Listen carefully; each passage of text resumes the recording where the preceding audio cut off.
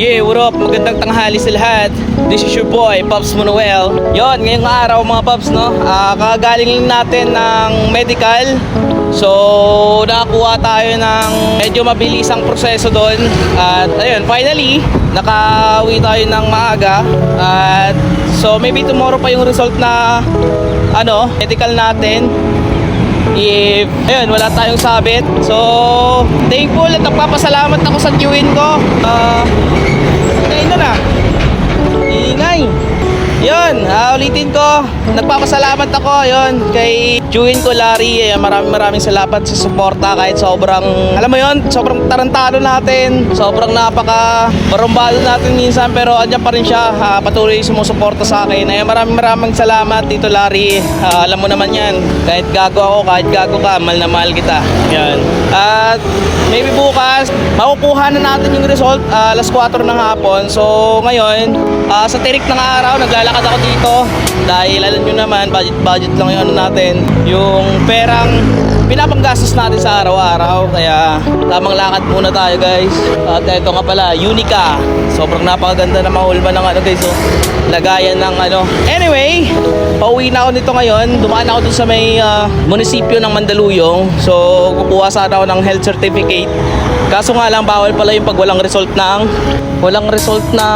tawag dito ng medical, bawal pala kumuha ng health certificate pag ganun. Kaya sabi ko naman, nagbakasakali lang ako kanina kasi malay mo pwede makakuha, para just in case bukas hindi na sana ako babalik. Kaso nga lang, yun yung nasabi, bawal daw pag walang result. Kaya babalikan ulit natin bukas yun, kasama natin pagkuha ng result ng ating medical. So yun, dito ako sa ilalim ng araw ngayon, sobrang tirik na tirik, naglalakad.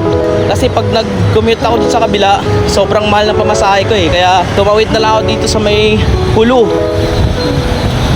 At dito ako dumaan para isang ride lang at makakalis tayo ng pamasahe. At least makakabayad tayo ng 13 pesos pa uwi. Kaysa dun sa kabila, gagastos pa tao ng 50 more than ganun. Kasi more on special dun Kaya dito ako dumaan.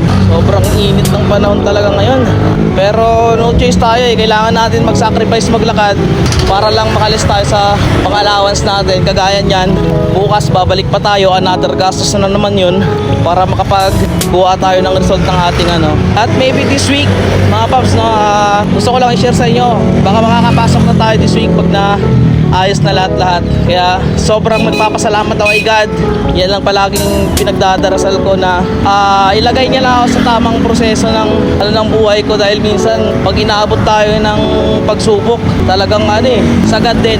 Kaya at least kahit pa paano, diba, meron tayong aral na natututunan sa araw-araw na paglalakbay natin. At meron tayong aral na pupulot sa buhay natin kagaya sa mga sitwasyon natin minsan. Kaya ayun, gusto ko lang magpasalamat sa inyo at sa suporta nyo dahil nandiyan kayo, nagpapalakas sa akin. Especially, hindi mawawala yan. Si God yung unang pinapasalamatan ko sa araw-araw, matulog, magising, ganun.